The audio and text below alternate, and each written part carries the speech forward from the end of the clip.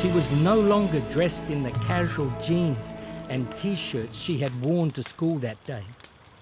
Her shoulders and arms were now covered with golden armour, decorated with the same strange symbols and writings which had covered the box containing her tiara.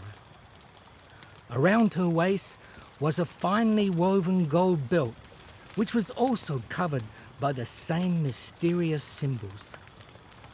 She had no weapons, but it was clear that the rainbow of light had somehow transformed her from the schoolgirl she was in reality into a magnificent warrior princess of Virtasia.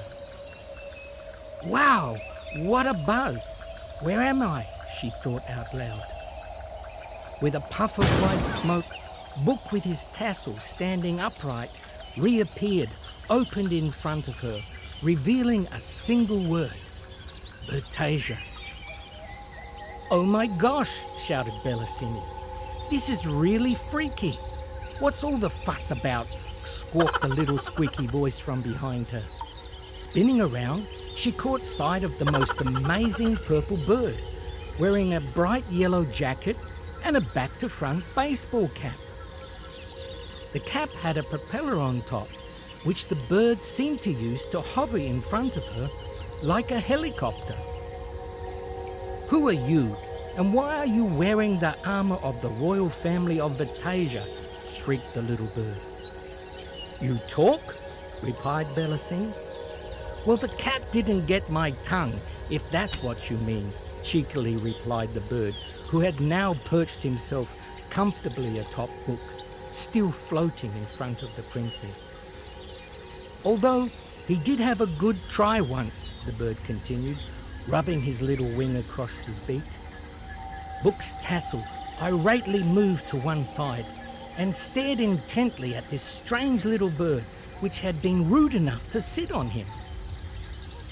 Is that your neck? Curiously asked the bird, scanning up and down the length of the cord that attached the little imp to the book. It makes E.T.'s neck look stumpy.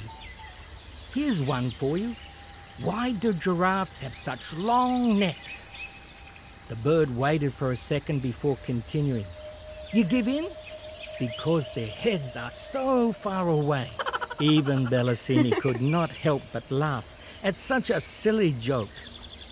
However, Book did not find this attempt at humour the least bit funny and continued to glare straight at this impish little bird. Then, without warning, Book disappeared in a puff of smoke, causing the bird to tumble swiftly towards the ground. He was only just saved from a nasty landing by Bellasini's quick reactions. You must be Zac, giggled Bellasini, lifting him up to take a closer look. Gran has told me all about you. Gran? Who is Gran? Responded the little bird, once again using his propeller to hover in front of Bellasini. And more importantly, who are you? Bellasini, but my friends just call me Sini. I can't be 100% sure, but I think my gran came to Virtasia many years ago and married the king, or something like that. Your gran is the queen? Where is she? Responded Zac, searching behind Bellasini for any sign of the queen. She's still at home in reality. Bellasini explained all that had occurred at Gran's house. She told Zac how she had found Book in Gran's library, and it was he who had given her the bracelets, which somehow allowed her to travel between the two worlds. She finished by telling Zac that Gran thought a person named Glitch, living in Virtasia, may be trying to ruin her family and friends' lives by sending computer viruses to reality. Pacing up and down on a fallen log, Zac explained to Bellasini how upset the king was when the queen disappeared. He immediately stepped down from the throne and appointed Ambassador Glitch to take over ruling the kingdom, while he travelled to the far corners of Virtasia in search of the lost queen. He is very wicked man, princess, continued Zac, shaking his head. He has brought only darkness and despair to Virtasia, and it would appear he now wishes to impose this same doom and gloom on reality. But how did you get here, Princess? Before the Queen disappeared, she talked of a strange machine that had somehow allowed her to travel from her world to Virtasia. I'm not quite sure, replied Bellasini, scratching her head. The machine no longer exists. All I did was tap these two bracelets together and wish to be in Virtasia. No sooner had she finished speaking than Book reappeared in a puff of smoke, causing Zac to lose his footing and tumble backward off the log. Book's bauble stood up out of his pages and leaned over the log to view Zac lying head first on the ground. The bauble and tassels then began to wobble and shake in a very strange way as Zac tried desperately to climb back up onto the log.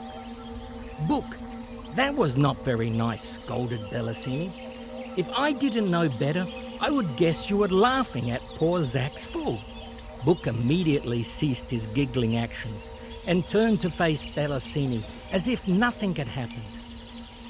So what have you come to tell me? Book beckoned Bellasini to read the words on his open pages. He explained she had wished to be in Virtasia as she touched the two bracelets together. If she wanted to return, she only had to wish it while again touching the bracelets together. Oh my gosh, shrieked Bellasini. I forgot I left Gran alone in her library. She's not very well at the moment, so I should return to reality as soon as I can. Why don't you come back with me, Zac? It would make Gran ever so happy to see you again. See the Queen again? Is it safe? asked Zac, rubbing his little chin. Bellasini posed the question to Book, who slowly lifted one corner of his cover, as if in deep thought. The words, "Zac, do you wish to travel with Bellasini back to reality?" appeared on his pages. Of course I wish to go with the princess to visit the Queen. On hearing Zac's answer, Book's bauble nodded vigorously in Bellasini's direction. Well, let's give it a go, shouted Bellasini. She immediately stood up, raised her hands in the air, and clashed the two bracelets together. I wish, oh how I wish, Zac and I were back in reality. As the colourful beam of light once again emerged from the bracelets, Zac started to have second thoughts about his decision. Hey, maybe we should think about this a little longer. But before Bellasini could do anything to stop it, she found herself back in Gran's library, in the clothes she had worn to school that day.